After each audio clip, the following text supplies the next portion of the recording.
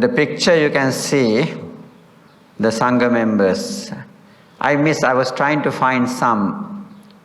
I have met some Sangha members, but Tibetan tradition, who are I believe in Peru, with a long beard, and so different, but I couldn't find a picture of that. So these are different monks from different places. We can see either this second one, there was a caption for this from this one.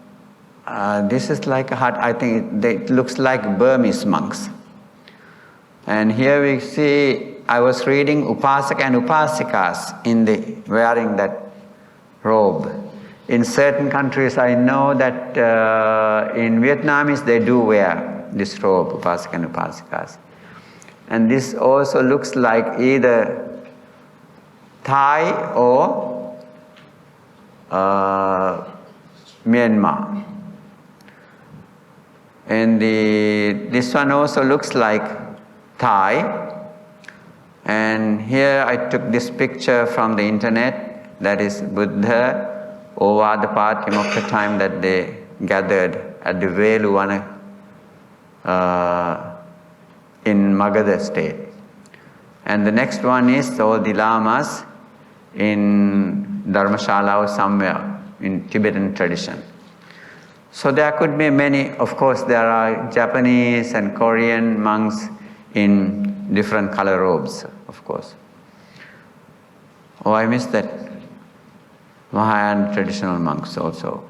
The Chinese, Korean and Japanese, yes. However, so those, everybody inclusively speak about Sangha. So this is what we say in Pali. Okay, those are the 9 qualities, but we always recite. If we do not pay attention in the meaning wise, we don't know what it is, right? So therefore, it's nice for us to chant. If we know the meaning, and both in Pali we can chant, but in English one you cannot chant. So there's a disadvantage and advantage. It's nice to know the meaning. Meaningfully we can chant. We are doing that in our shrine, right? In every morning and evening we keep doing it. So therefore it's nice for us to, if we can remember it, we can say it.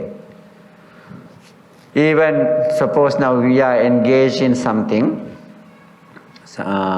things like when we are traveling, we can protect our mind by chanting. Mentally we do chant. It's like Itipiso, Bhagava, Arahang, Samma, like Buddha. 9 qualities of the Buddha we always can recite. It's a great blessing. As far as we keep doing it, either Buddha or the Dhamma or the Sangha, Buddha encouraged us to do it. As I told you before, that Mahanama Shakya, he was asking a question, so for that was the answer. He said, you can reflect on the Buddha, you can reflect on the Dhamma or the Sangha and recite it. So your mind is, for what reason is that? Why are we protecting mind? So mind was a problem yesterday, so we're talking about it, right? Having difficulty to understand. So mind is getting polluted. If it is a container, that getting polluted with so many different thoughts. So therefore, Buddha encouraged him to reflect on this. Because once you reflect on the Buddha or Dhamma or the Sangha, it does not generate any hate in your mind. Therefore, it's protected. So therefore, it's called in our meditations, especially for the monks, there are 4 kinds of meditation in everyday life: Buddhanusati, Metta, Asubha, and Marananusati. There are 4 protective, they are called Chatura Rakha. Chatu means 4. Arakha means defense. You are protecting your mind by practicing this. So Buddha encouraged us to practice every day. So therefore monks, in the mornings and evenings we recite those. We don't have in this booklet, but we have another set of chanting. So we do, as we do, we understand the meaning too. If we, without understanding no meaning, but at least we know that we are reciting the quality, virtuousness of the Buddha, refreshing our memory. Okay. Supatipanno bhagavato savaka sangho. Supatipanna, savaka sangha and bhagavato. Sangha members that have achieved one of the levels of awakening are said to have practiced well. Supatipanno. Patipanna, supatipanna. It's like you're adding prefix to it that modify the meaning, increase the meaning of it. So, practiced well or practicing well. Supatipanno. Bhagavato savaka sangho. Savaka sangha. Disciples. We call savaka sangha means disciples of the Bhagava, Buddha. Pali was a very nice language. There's no particular alphabet for it. It's basically in Magadha area. In India, you have, how many of you, maybe many of you have traveled to India, in the pilgrimage. And in the Magadha state is the adjacent to Kosala state. They are connected in two corners. In the Magadha, they use this Magadhi, they call it. I think later on these languages have, put into a very grammatical way and certain system. Early days, I don't think they had such, system there. Somehow, when we read the Asoka, inscriptions, we can see that it's a different. That language is kind of different from Magadhi. But this is very melodical, Pali language, so you can chant and you can listen to it. And it's very soothing. Sometimes people listen without that's how it happened. Especially this came to exist that during that time, there was no printing like today. So therefore, how they learned was by listening they learned, memorized them. This is how it came down to us. Later on they printed. That's a beautiful word in this. Bahu Sutta. Bahu Sutta. Bahu means many. Sutta means heard. English translation is nowadays, what we hear, well-read person. Well-read person. So well-read means that you are reading and learning. Sutta means you are learning. Bahu Sutta means you are well-heard person. It's not here. I'm just, adding to you. So well-heard person. So that person heard and memorized. So we received it from first council. You remember first council? Buddhist council? After Buddha passing away, Buddha's passing away, so Venerable Mahakashyapa, he was the most senior venerable monk at the time. Hearing certain things, seeing certain things, he decided to preserve it, the Dhamma, for the future. If we did not do that, we will not have this Dhamma, what we have now. So he suggested the senior venerable monks, venerable arahants who were there, let's get together and collect the Dhamma that Buddha taught.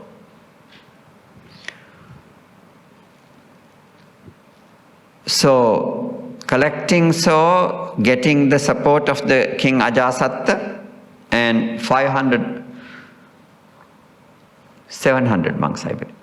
Either 500 or 700. Arahants got together and they, for 3 months, they recited this. That's how we have this Dhamma, what we are learning today. Anyway, let me get back to my topic here. Practice. Well, because of this is a requirement of enlightenment. Sangha members that have achieved one of the levels of awakening are said to have practiced well because this is a requirement of enlightenment. What does that mean? Sangha members that have achieved one of the levels of awakening and said to have practiced well because this is the requirement of enlightenment. According to this, even though we had all those pictures, even all of us inclusive, bhikkhu, nowadays, bhikkhu, bhikkhuni, upasaka, upasika. These are the 4 categories in the Sangha.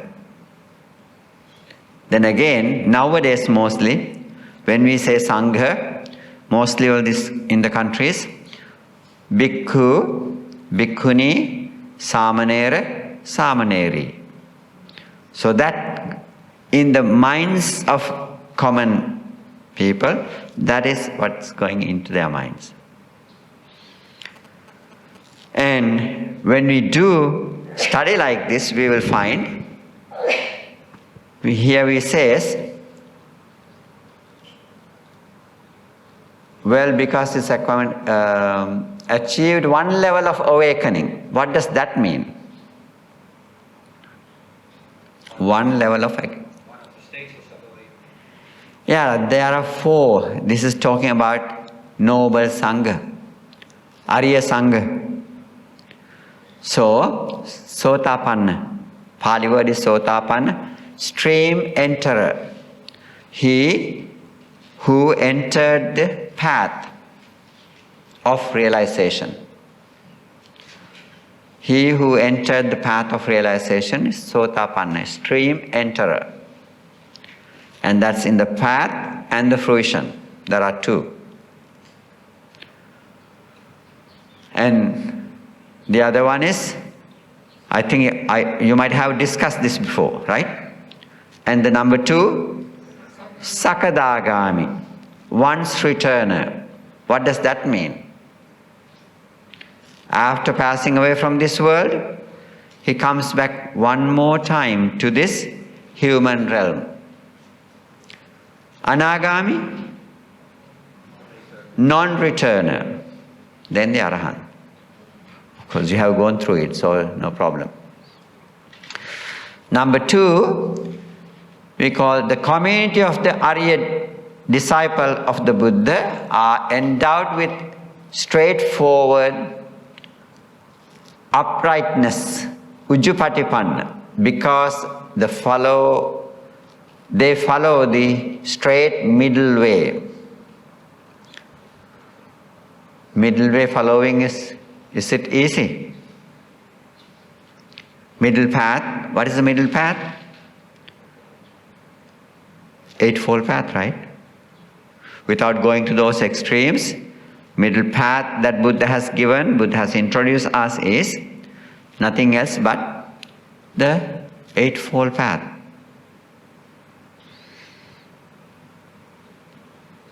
So, Ujjupatipanna, that's the second virtue, second quality. Straightforward. Nothing, no any wrongdoings. Number 3, the community of Arya disciples of the Buddha strive to attain Nibbana. Hence, they are Nyaya Patipanno. Dhamma is there, so we follow the path and we practice and strive, work diligently. We call it working diligently to realize the Dhamma. So this is also, when we see the word strive, what Buddha said was, appamadena sampadeta, diligently. Work hard. So he was encouraging us. Like a person whose hair was in fire. When we see the word attain Nibbana, what comes to your mind? Language has problems. I think attaining Nibbana, is that right expression? I use the word realization of Nibbana. Language has problems, so sometimes getting confused for some people. Nibbana means no more fire burning. Nirvana. Vana is like craving, like fuel. So we have to extinguish the fire. Fire of our eyes, fire of our ears and nose and tongue and the body. All these things are called fire in the Fire Sutta. So Buddha spoke about it. Our eyes are burning, ears are burning, nose is burning, tongue is burning, body is burning. Keep burning. So therefore we have to put off that fire from us. These are not easy even though we talk about it, right? Buddha knew that. Buddha's knowing it, he pointed out. Because we don't believe sometimes what is happening within us. So much of desires. So much of desires. Desires are not quenched in our minds, with our mind, coming together with our mind. But when we think of it, this noble Sangha, they had been practicing for a long time. Like Parami, perfections. They also, not only the Buddha performed virtues to be the Buddha. At the same time, when we learn the stories of these arahants, they also have been doing that. Having seen or having experienced with the previous Buddha or somebody, in that there are particularly at least 7 Buddhas' names are mentioned in certain sutras, in the Tripitaka. So one of these, either Sariputta, Moggallana, Maha, Kashyapa, or any of those arahants, they have met some of them. And that was the inspiration. Having seen a monk before, they inspired, and then they set their mind, I also want to be like that. That idea, keeping that in their mind for a long time, they were going through this samsara. That made them to be able to come to the Buddha and realize it. So sometimes some of our people, especially academic-wise, they don't like to go with these ideas. These are metaphysical ideas. We can put into category of metaphysics into many life cycles. But mostly Buddhist, they of course believing in reflecting on the teachings of the Buddha, having great confidence on the Buddha, they keep going with that idea. They accept it. They follow the Dhamma. Buddha's encouragement, yes. But when you say attain Nibbana, that means you come to an arrival point, is it? How do you try to How can we see it? I think, sitting here, for all of us, if I bring my mind to that state, I have no more, mind become neutral. No more fire burning with my eye connected any kind of thoughts. So anything that connected with ear, I don't have any kind of desires to go for craving that, urge that, clinging towards that. And same thing with the others. Eye, ear, tongue, nose, body. So even Arahant, they had food. So, but whatever, we bring our mind into that state, our actions are fruitless. Only the actions. But right now, all our actions are bringing fruit. But in the level of Arahants, when I cleanse, I eradicated all those roots. When I cut them off, no more fruit-bearing actions. So, which means no more fire. That is a very interesting word, Nibbana.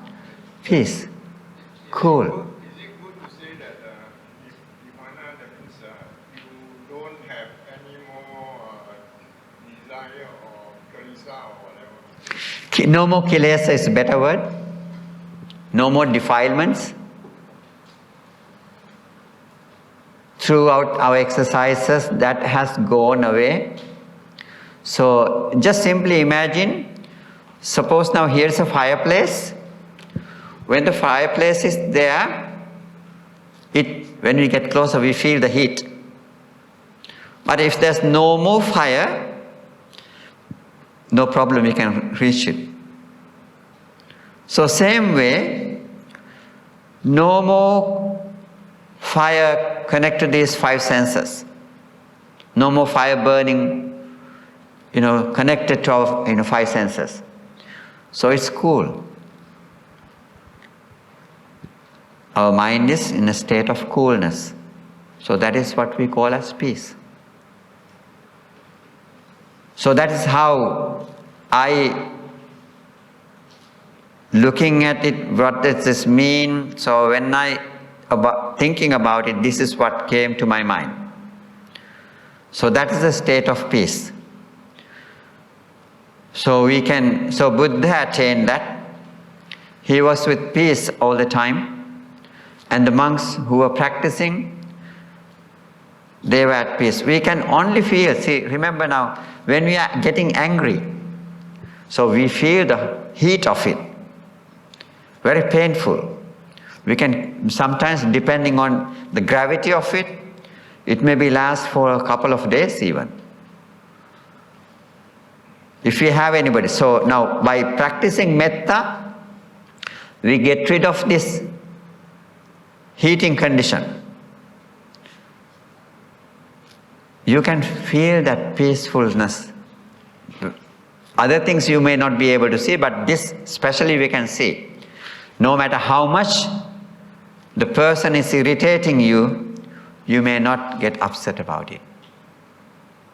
See if you can, picking up certain things in you, what you experience in your life. Times that you got very upset, how long was there in your mind with that particular person? So sometimes when we see that person, whenever it's popping up, same situation where originally you had, that same experience you will be experiencing now. That means it's dormant in your mind, it is popping up anytime. But if you practice metta, it disappears. You forgive that person. You simply sympathize with that person. So that strength, that's a good measurement that you can check yourself. So if your mind is cooling, when you see that person, definitely you have been practicing and it had made very positive change within you. Okay, the community of Sangha, number 4. The community of the Arya disciples of the Buddha are endowed with correctness of practice, being ashamed to do evil and abhorrent to do evil, being always mindful and controlling their conduct, even being prepared to die rather than lose morality. Hence they are Samichi Patipanno. So this is how this Arya Sangha, person who has practiced, strengthen their behavior, change their behavior. Samichi Patipanno. They don't do anything wrong. So maintain the correct behavior.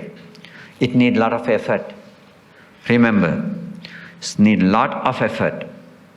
Now there could be, when you read these things, different question could arise in your minds, but it's still okay. Even you die, you would not do anything wrong. Once I remember 2 monks came to see from far away to visit the Buddha, and in the Dhammadayada Sutta. I think some of you may have read it. Dhammadayada Sutta. And they were late, and they could have, Buddha has finished their lunch. And even though they're late, so they could have taken their food. One decided not to take, one took. So that was that he was hungry, yet he could pass that time, think of dedicating his life to practice. I think it is not happening today. Food culture is, so we can have many different kinds of, explanation to that. As we say, we do say, Patisankhayo niso pindapatang patisevami. Yet, right now, most of the time, we see we do not maintain the balance of it. Some may be, I'm not saying totally 100%, but some of us may be, okay, we all accepted passing little time because, the time has adjusted, so many different reasons for that. But in certain ways, but very extremely, they maintain it. So this in the Dhammadaya Sutta, that particular monk, he did not. He skipped it, but he passed it, let it go.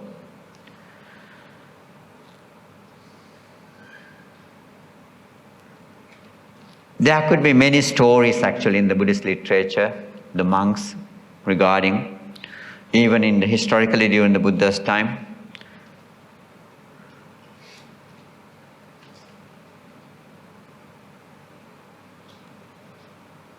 Buddha endowed with correctness and practice, being ashamed to do evil. That is something that very important quality. Ashamed of doing anything wrong. Hiriyottappa, we call it. Having that kind of enthusiasm, being always mindful and controlling their conduct. We cannot be always mindful, right? Sometimes we lose, we miss it. Even though we're supposed to, even though we make effort, sometimes we do forgetful things.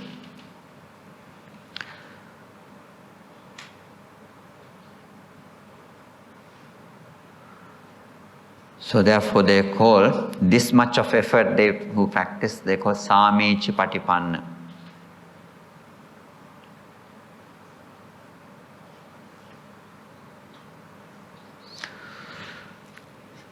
The disciple of the Buddha, the Arya Sangha, consisting of 8 categories of disciples, 4 pairs, these really great persons.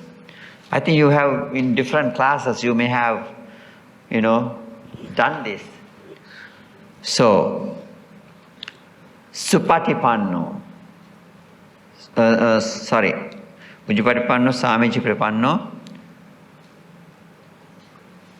Yaddan Chattari Purusugani, Atta Purusa Puggala Esa Bhagavato Savaka Sangho, Ahuneyo, Ahuneyo, are worthy of receiving offerings brought even from far. Ahuneya. That's a quality that we have to maintain. So, the monks, we all can think, if I'm keeping my robes, I have to live. We have to make effort to live, to receive that kind of, maybe a person is coming from far away. So I have to ask that question, is it worth receiving? Am I living according to that? Sometimes it's hard work. We do not think that much. So for that, definitely all of us who are practicing have to live up to that deep practice, continuing that greatness. These are not easy things. Good qualities, but difficult practice.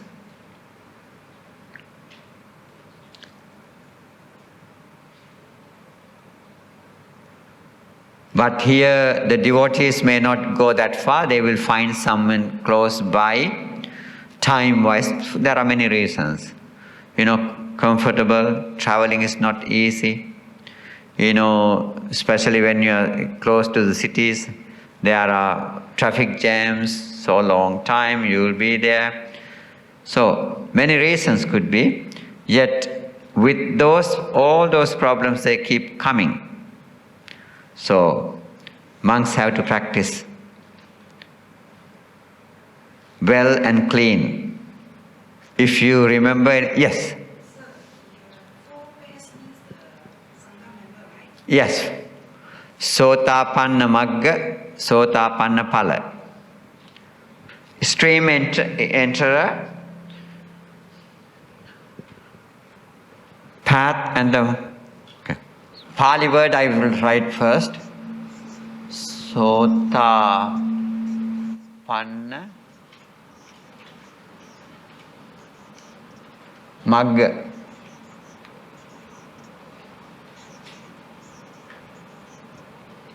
First one. And the number 2 is Phala.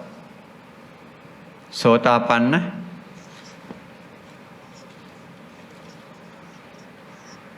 English, it says stream enterer.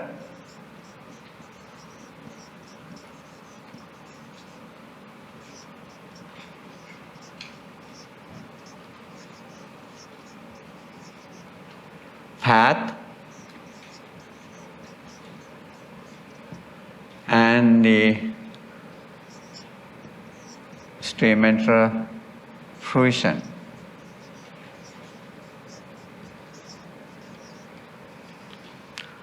Number 2,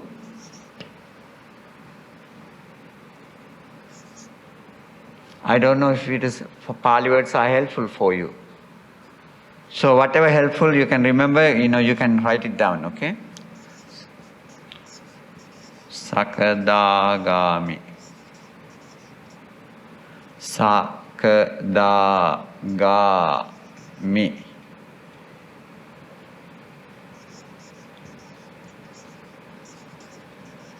Magga and Sakadagami Phala.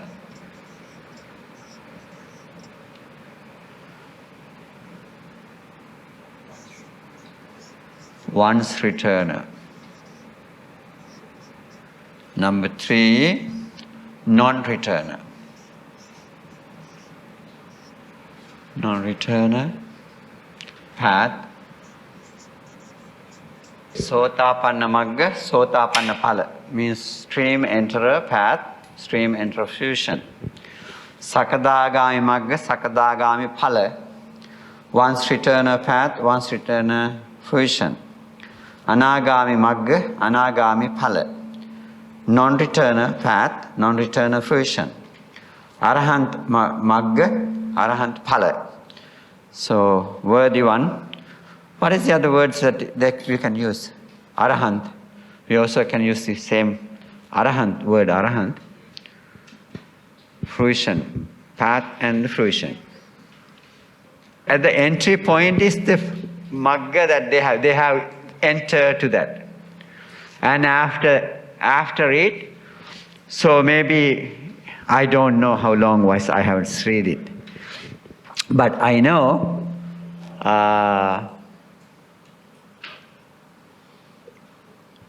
eradication of what we call this 10 fetters. 10 fetters. Total eradication is the fruition of that. Sappurisa Dhamma.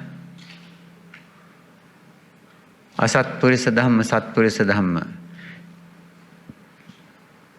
According to how I feel is that these are Sappurisas. And also who are in the path.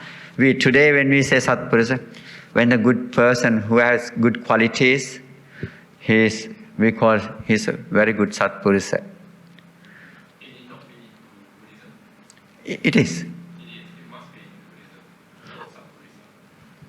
I cannot say that, Suppose if he knows the Dhamma, there could be people who never heard about, Buddhism or the Dhamma, but still, maybe as an innate quality he may have those. He may be behaving in such a person. If he come to know the Dhamma, definitely he will be a very perfect person as Satpurisa, because up until that time, he didn't have a chance to listen to it. No opportunity for him to see. He did not get to understand it. But what about that? Suppose now, let's say someone who is very pious, who is practicing for a long time, and he died and born in different place where no Buddhism exists. Right? I believe that person comes with those qualities in him. But unfortunately, since it was not existing in that area where he was born, so maybe he has carrying a different label now. Those are cultural norms what we are carrying. But quality-wise, innate quality-wise, he have those, valuable qualities. What do you think about that? I bring up this just because my thought. Yeah. Those people who certain people came to the temple, but they just do pray, then they just do off. Mm-hmm. They just want to get blessing without moving behind the things. That's they fall into the something. Definitely, yeah. But I cannot say that, is there Satpurisa or not. I have seen that carrying the Buddhist label, so many people who do not know anything. They think just coming and lighting a candle and joss sticks, and that's Buddhist. No. We have to develop it. If we don't have that Dhamma within us, we They may believe, they may think that they are good Sappurusas, but if they have those qualities within them, if they do Dhamma more, they pay more attention and maybe try to correct themselves. But not all those people who are stepping into the temple and doing, lighting a candle in front of the Buddha, lighting a joss sticks in front of the Buddha is going to be, Buddhist. Maybe they are just, for some good reasons, they have an opportunity to even that, come to that, engage in such, little action. But for how long would it take for them to be perfect in their lives? Long time. That's a good question to think about it, That way we can put ourselves in the right path. That doesn't mean that we don't have weakness. We are weak people too. We have weaknesses. Our mind, flows are there. We fall into, wrong places, wrong actions, depending on where we are. So therefore, I think we cannot put everybody into that category. But we are not there to, label anybody either. But we ourselves have to correct ourselves. Just Bhante, during the Sundays, they have come over and they get this out. But there's no explanations that they thought this is part of this. So, being not explained to them, they just thought that this is Right. True. So instead of, I'm just highlighting, is it possibility that, from the Sangha to probably explain a little bit so that they get certain idea and they go deeper into it instead of just come to it. Because they thought that's the way. And that's it. Yeah. And they True. separate it. So, isn't that misleading? In a one way, yes. But if there's certain explanations, they may put it in that says, okay, this is part of this, just to get a faith in, but it's not enough to get full benefits. Whenever we have opportunity, like, Vesak Day like place, this is, we don't have enough room to do that. They just come for that purpose. If you don't do, they go with the bad thoughts in their minds. It's just polluting their minds again. So we don't want to hurt anybody's feeling and, send them away from. So definitely what we have to, allowing it to strengthen those ideas. But at least we have to throw into a little bit of Dhamma into their minds. Yes. Maybe can have some write-up, stick on the wall. Right. Something.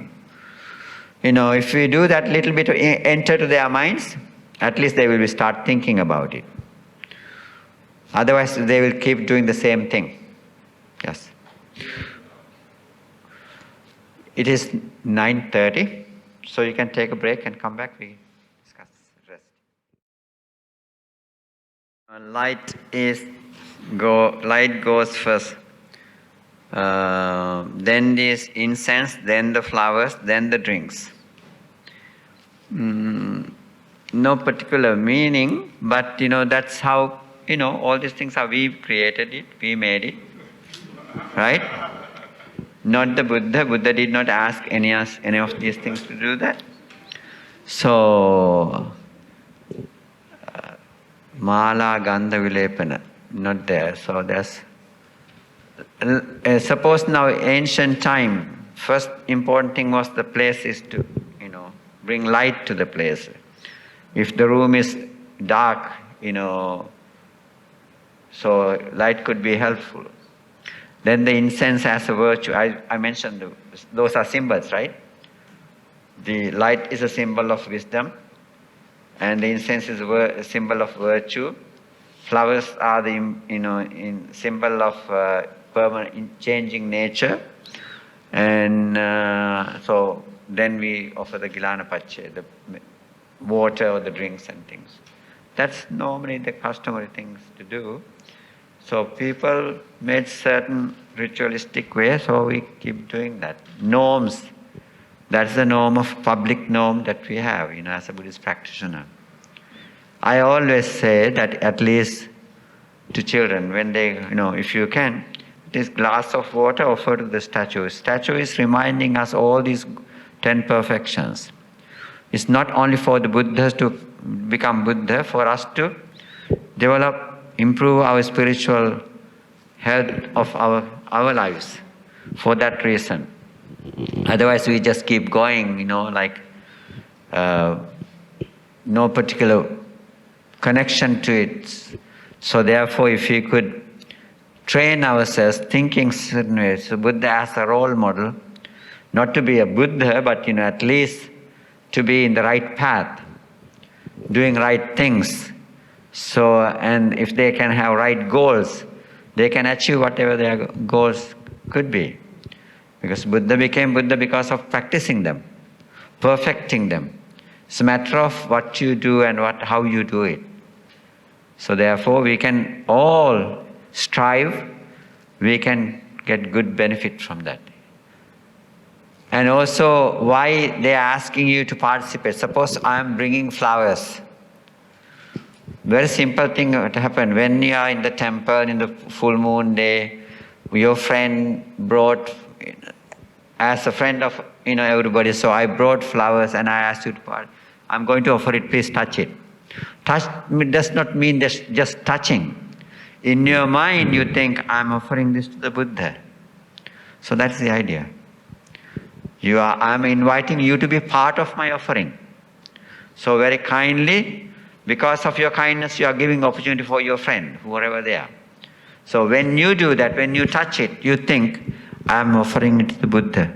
Reflect on the qualities of the Buddha and offering it to him. Just to show our respect. Buddha never asked us to do anything of that. Those are called amisa dana. What Buddha said was improve your spiritual, what you can benefit for yourself. Buddha has done what he has to do. Right? Buddha has done what he has to do. Abhinyayang abhinyatang bhavetabbancha bhavitang. What he has realized he did. He has done. What he has to practice, he has practiced. Everything he has finished. Therefore we call him Buddha. So Buddha has nothing to do anymore. But Buddha encourages us to find your own liberation. Atta dipa viharata atta sarana, right? So make light, be a light unto yourself. So work hard. At least those simple actions are helping us to be in the path. That's the only thing that at least we are doing that. That would help us to keep our mind straight. So thinking that way, we allow and we encourage you to do that. Not only that thing. That's what happened. See now, if Shantideva didn't do that, Venerable Shantideva in 4th century, if he didn't do that, we do not have this kind of culture. Everything would have changed. From that time onward, this puja came to exist. He did it with a very compassionate thought. Otherwise, people would be away, they don't know, so nobody to follow, nobody to teach Dhamma. So when we think of it, for reasons things have started. So therefore, with understanding that this is the reason for let's keep doing it or not to do it, but with understanding you are giving opportunity for the other people. But once you get used to a certain way, then you may be thinking that's the right way to do it.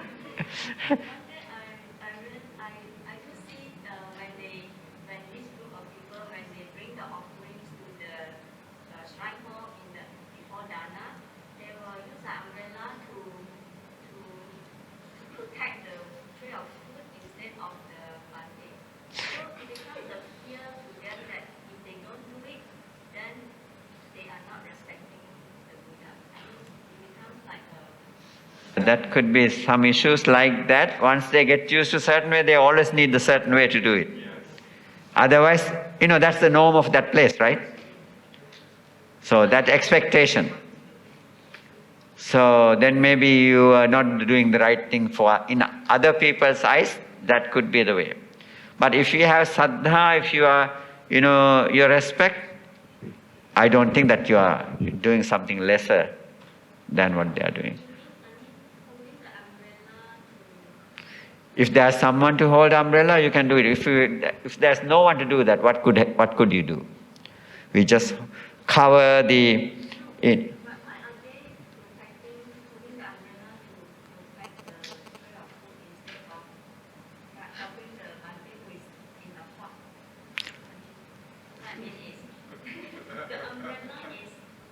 To help the Bhante or to cover the puja?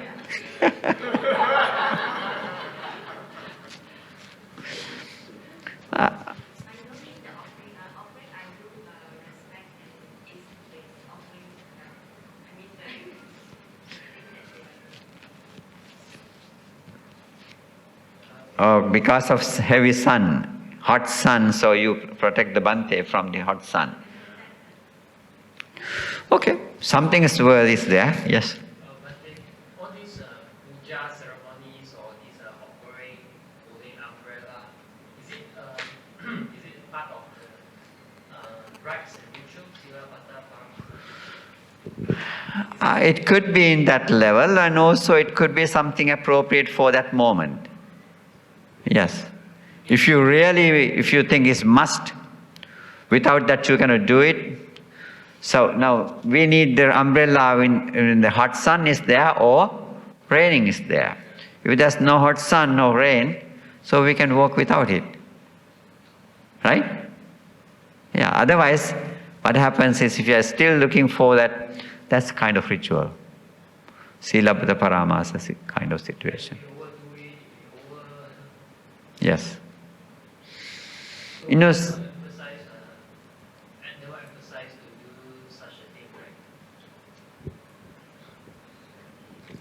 Okay, let's get back to our number. So, Ahuneya. Now, it's number 2. Next one is Pahune, number 6. A worthy of receiving offering specially set aside for special guests. So, in this Ahuneya, Pahuneya, that's even to your parents. Even they are worthy of receiving that. These are Sangha qualities, even though here, but even to your parents. You as a child, even though you're living far away, you can bring and give them a gift. So Pahuneya quality is there with our parents too. Worthy of receiving offering specially set aside for special guests. So that means that this is a virtue that Sangha members have to have.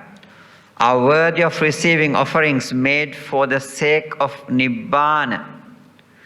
Dakhineyo. Dakhina. There's a discourse called Dakhina Vibhanga Sutta. Dakhina. Worthy of receiving are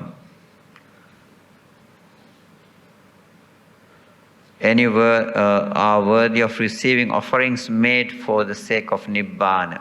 Wishing for Nibbana. How does it help us to realize Nibbana or attain Nibbana? Offerings made for sake of Nibbana. How do you see it? Mm-hmm. Aspiring for it, someone may be giving, offering dana to reduce my all, weaknesses that I have, especially my holdings that I carry. May I be able to get rid of my attachment that I have. If the dayaka or the devotees make offerings with such thoughts, maybe I must be qualified for that. Number 8. are worthy of receiving obeisance by 3 words. Anjali Karaniya. Anjali Karaniya. Anjali means fingers. So put our palms together. This is called Anjali Karaniya. So worthy of salutation, in other words. Are the 9 are the incomparably fertile soil for all to sow the seed of merit. Punyakhettang lokassa. So the field is for us to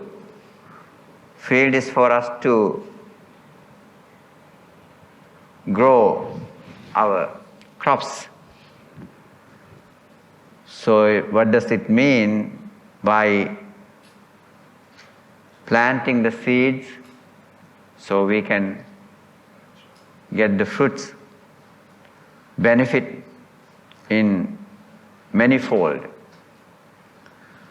So Sangha members, we have to think about this. Am I this kind of field for people to improve their meritorious power? Now, punya kettang. Punya is meritoriousness. But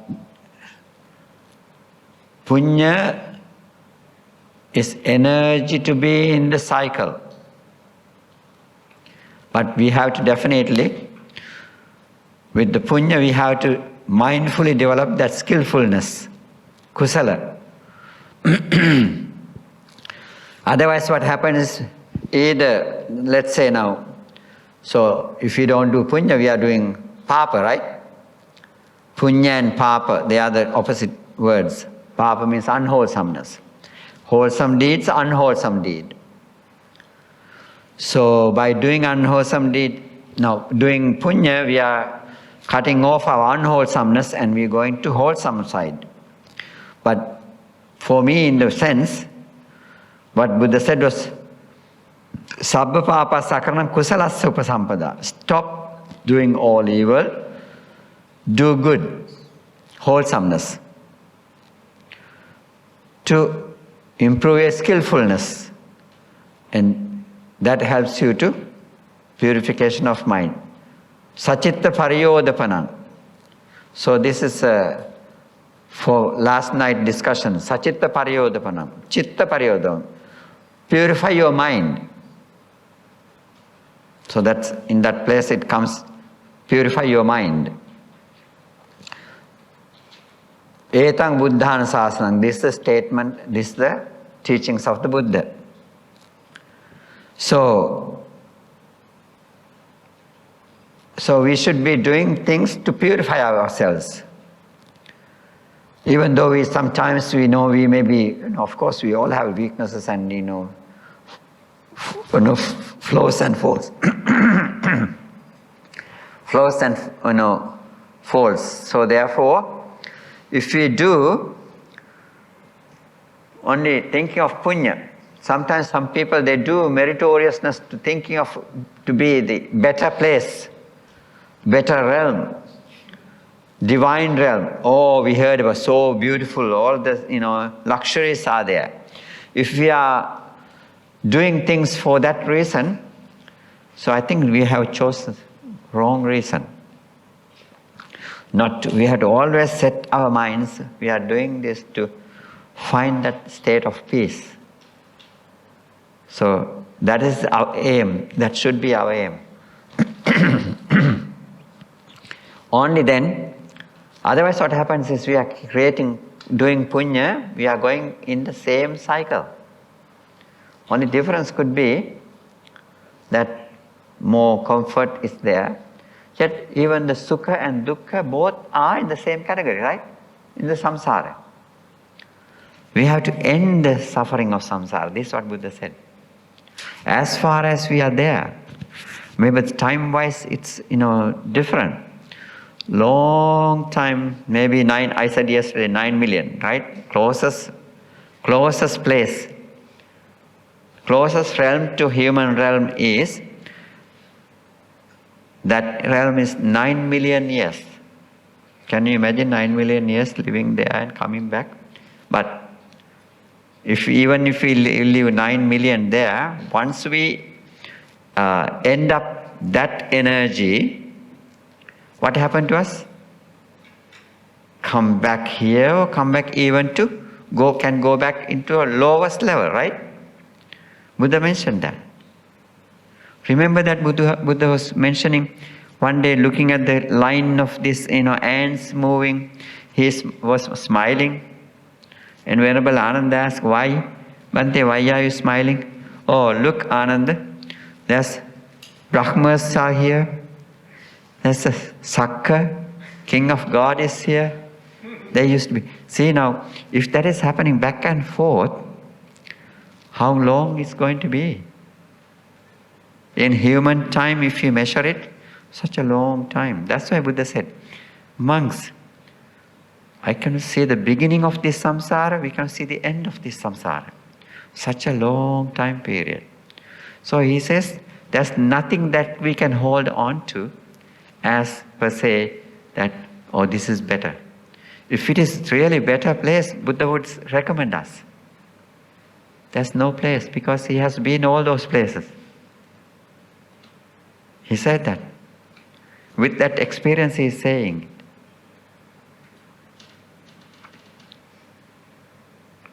Such a long time, according to that his explanation, that is how I perceive it.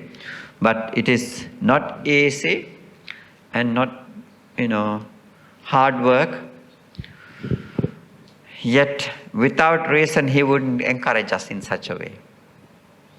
Definitely for him to have good experience. Yes? In this prayer book, he stated the order of the disciple of the Blessed One, namely these four pairs of person, which we Right, yes. And 8 kinds of individuals. What does that mean? What is that? 8 kinds of individuals. So if you separately take them, there are 8 individuals. As a pair, you have 4. Sotapanna, Magga, Sotapanna Phala, right? Stream enterer in the path and stream enterer in the fruition. And once return, that's him. Okay. So in this incomparable soil, so they should be able, that means that we have to strive hard to come into that category. So at least if we come into that category, that could be really punyakhetta. So nowadays, mostly when we say it, there could be, who's not us, not me, but there could be people who are monks who are practicing. We don't know, because none of the monks. But we have to see, some people, they always say that, when we are looking at someone, when they're working, the way that person is working, the way of thinking, measuring all those things, people believe that you must have a certain quality, certain virtues like that. So there are genuinely practicing for a long time. If they had dedicated their lives for their meditation and to practice, they may have attained such spiritual levels. So we cannot say no. And however, normally it says when we make offerings, in our minds we include those particular monks who are sotapannas or anybody who is in this, in those categories. May they be part of my dana. As you do it, you think of that. Reflecting on those, good virtues, we make offerings to Sangha.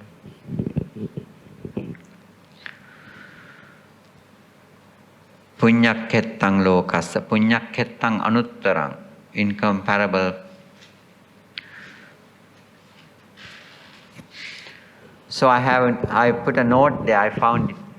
So Savaka Sangha, the 8 classes of Arya are Savaka Sangha.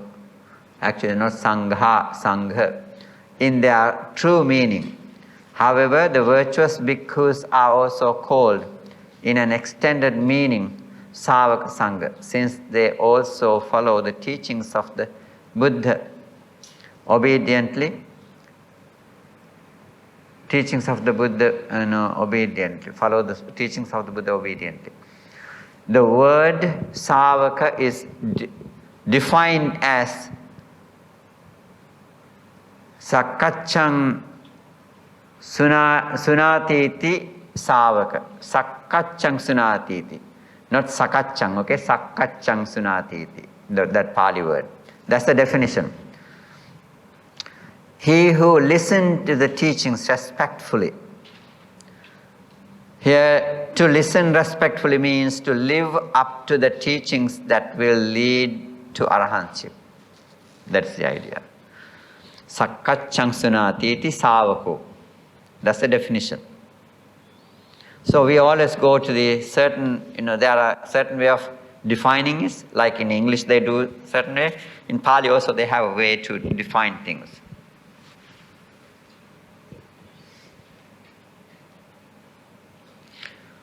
Savaka Sangho. So at least we have to keep that in mind. Listen to the Dhamma and we try to practice. Make effort to practice.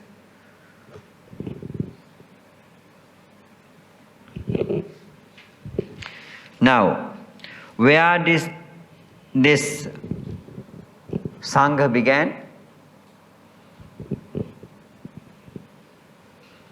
Buddha's first sermon time, right? At the first sermon, that is where the Sangha emerged. Yes. Yes. At the time, the first sermon, Dhammacakkappavattana Sutta, that's only 5 monks. It's interesting, the ordination when you think of it. Ehi bhikkhu, come monks. That's the ordination. Early days.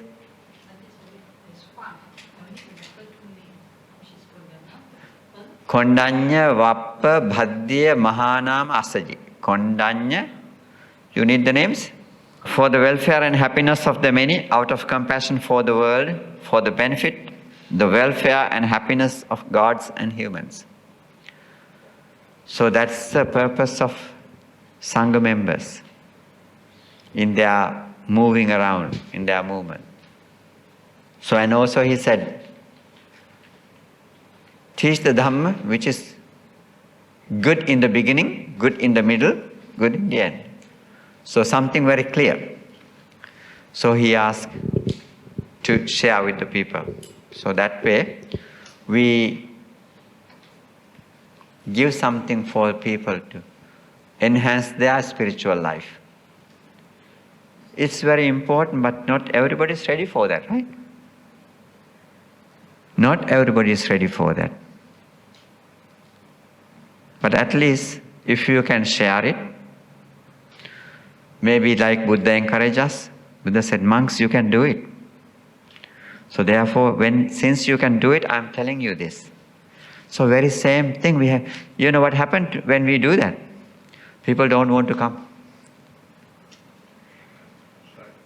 They go away from us. Not ready. Not ready. We still keep doing it. If we say too much, what happens? They don't want to come. They like that. Once in a while come and get the blessings and go. They think that take care of everything. So it's not easy, it's hard work. Even though you are very kindly, you are showing it, it doesn't sink in.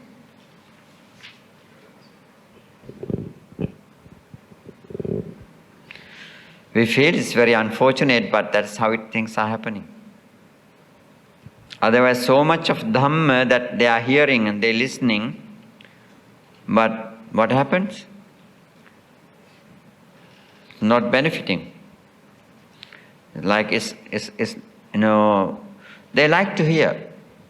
Suppose nowadays if the monks are not teaching, they complain about it either. Right? After complaining, they would say, oh, these monks are here, but they are not doing anything. So start blaming. But when you teach, they are not practicing. Then what happened to us? We get tired of saying, we understand the nature of things. So kind of start thinking about, should I do it or not? Like Buddha did. Remember Buddha was thinking, this Dhamma is so deep. Would there be people to realize it? When you see there are certain things around the world among Sangha, also you may be starting thinking about it, you know. What is happening in this world today, current situations. Sangha members has to, face certain situations to act upon. Once you do not act, people what are they doing? They are not coming together with us and resolve these problems. Worldly problems are there, of course. There are many worldly problems. Politics, corrupted politicians. Because of that, so many different things could happen. Yet, when there was kind of situation, also people are expecting monks to come out and act upon it. It's not easy. Expectations are so different. Venerable Bhante, may I ask, are you going to take us through the Noble Eightfold Path, Chapter 2? Huh? Noble Eightfold Path, the Chapter 2. Chapter 2. Yeah, because it's very important for us. That is, we were supposed to do. I was thinking about it, that too. Thank you.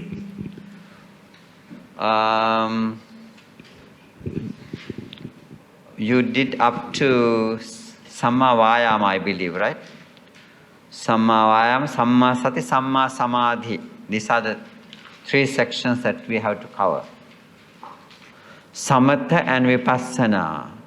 That maybe we can do it now, actually, in a sense, briefly, right? What is Samatha means? I was foolishly thinking sometime, Buddha didn't divide those things in such a way. I had until I read the sutras, and I thought he just didn't make, separation. But definitely there are many places he talks about this, Samatha and Vipassana. One of you had one piece of paper. It was, just how we reducing this. Mind has so many things, but little by little, as you are going to step up, we are reducing our restlessness by letting go of certain, conditions of our mind. I don't know if it is the right term to use. So, samatha is what it is used to be. It's not only for the Buddhas. Prior to that, yogis were there who were practicing. Like, for example, who met 2 teachers, right? Prince Siddhartha met 2 teachers, Alara Kalama and Uddakarama. They did practice. That's samatha. Maybe the term was not used. I don't know if they were using that term. Samatha, Samadhi, they use. So what happened is only Buddha, when we think of the Buddha, what Buddha used was Samma Samadhi. So that's what he did. As samatha, when we do practice, chitta ekaggata, vitakka, vichara, piti, sukha, ekaggata sahita patamajjanam. That's part in explanation. I think I have to borrow he has a chart, so I will borrow it later on in English to find those terms. Vitakka, vichara, piti, sukha, ekaggata sahita patamajjana means, so this jhana meditation was existing there at the time. There were 62 religious groups, right? Out of 62, there were 6 powerful traditions. So Buddha experimented with many of those traditions, going with them, practicing with them. But he was very happy with Alara Kalam, and he beautifully mentioned some certain places. They put me in the same category. I knew what he was teaching, and the things that he was teaching, I knew too. He was comparing himself. I was equal to him. So therefore, that teacher put me in the same level without any hesitation. This young man, he thought, oh, it's a great achievement for us. You are so much helpful.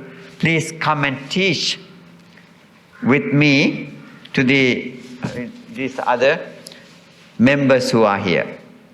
Because this teacher came to know that he's very skillful. He says very quickly he remembered everything that the teacher was teaching. Why is that? That is nothing else but he had practiced those things before. In his previous lives he has been practicing and practicing and practicing. So therefore he could understand easily what he was teaching. And then he didn't want to stay there. The teaching is part of, but he didn't accept that position he offered. He left. Then he went to next teacher, Uddakaramaputta. So from him, he learned the last step of this jhanic practice. There are 8 jhanas. 4 of them that is the only 4 that Buddha was using. After using first, second, third, and fourth jhana, so he realized he gained the samadhi. So even I was mentioning to some of you yesterday, the Buddha was, whenever he was free, he was practicing this jhana. He was maintaining his mind in that ekaggata citta. He had the gate, he can go back and forth. I hear even nowadays sometimes some people, it's like, oh, you can gain this very easily, you can gain this jhana. I don't know. So like if they are like changing your gear, people talk about, some people, I don't know. They talk about you are changing your gear to second gear and then fourth, third and fourth. Likewise, you can go to the jhanic states. But Buddha did that because he had perfected. So because of his perfectness, he could go back and forth in between these four jhanas. But only place I see it in the Parinibbana Sutta. He mentioned it. He gave monks permission to ask any question. Before Parinibbana happens, please, if there's any question, come and raise it. If you think that it is, for me, it's a painful thing, please ask your friend to ask that question. If you cannot do it by yourself, get your friend to ask the question for you. My memory is good, even though my body, this fragile body, physical body, is weak. My mind is strong. If 4 people stand in 4 corners and ask 4 questions, I can answer each of those questions without having any problem. My memory is good. So he said that. He encouraged people to ask questions. That is because he was trained and he practiced himself, he perfected it. So therefore he encouraged monks to not to be confused later on, regret later on. That's how he said. Don't be regret later. Now is the time. If there's any question that you have, time to resolve this. And samatha is that basic skill. And vipassana, what you do is in vipassana, insightfully you can see the Dhamma. That's where he saw this. By developing your skill of keeping your mind, our mind is always spread out, restless here and there.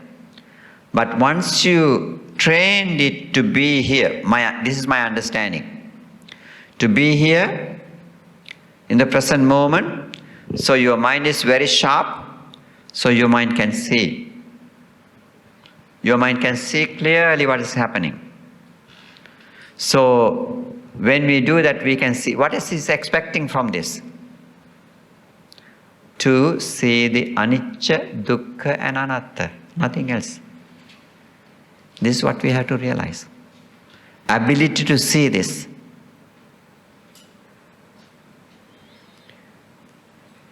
What about us? Don't we see this? But are we enlightened? No, right? Conventionally, we know that Dhamma is there, but not realization is not there.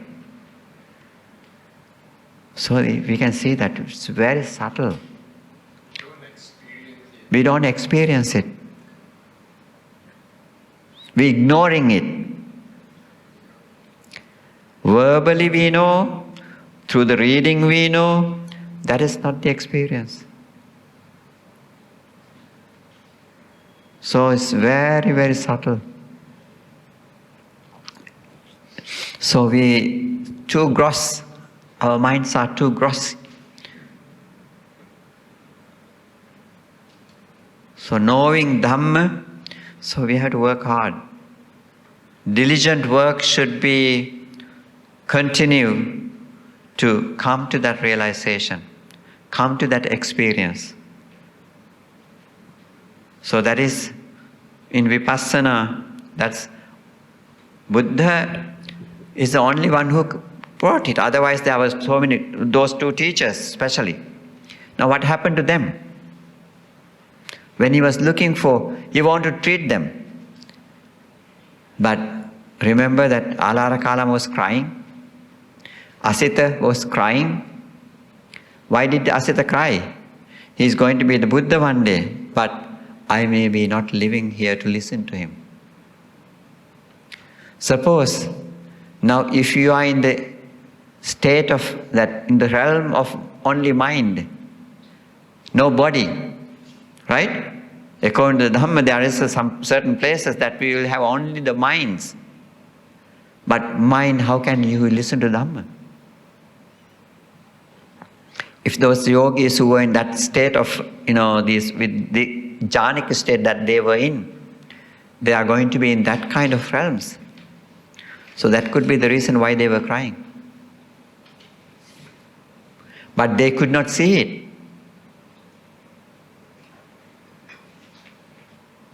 They could not see it. They thought that is the end of, that is what highest. Samsara, they knew the word samsara.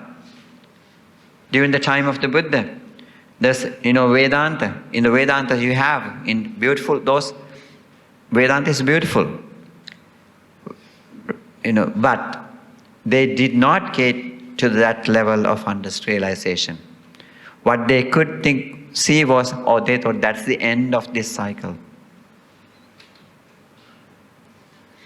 So even though they have a great deep realization, deep understanding, they could see through many, but still that was not completed, incomplete. So eons and eons later, they will be back in the samsara again. It's very interesting when you think of that. Sometimes you can get confused too. Well, how could it be? Cannot think. Loka visayo achintyo. So Buddha said, don't think. You will get confused. Nothing else. Buddha said that. I was trying to search that sutra, but I couldn't find. I will find it later and come back. When I come back, I will bring it to you. Okay, I think I'll stop there. Thank you very much for I encourage you to ask all these questions. Be feel free. Even though sometimes I cannot remember, I'll find it and share it with you.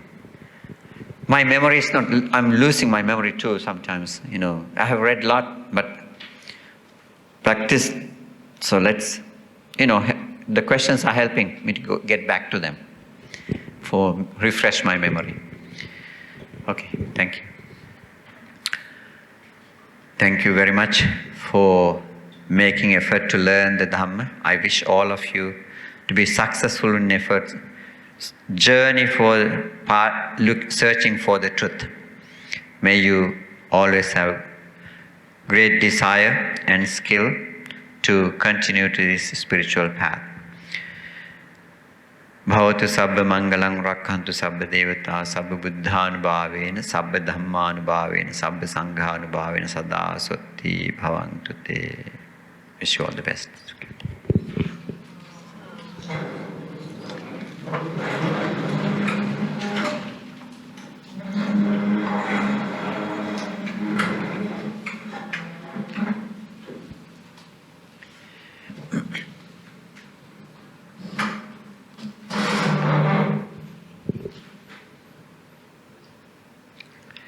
Abhivadana silissa niccang vaddapachayino chattaro dhamma vaddanti ayuvanno sukhang balang ayurarogya sampatti sagga sampatti mevacha atho nibbana sampatti iminate samicchatu.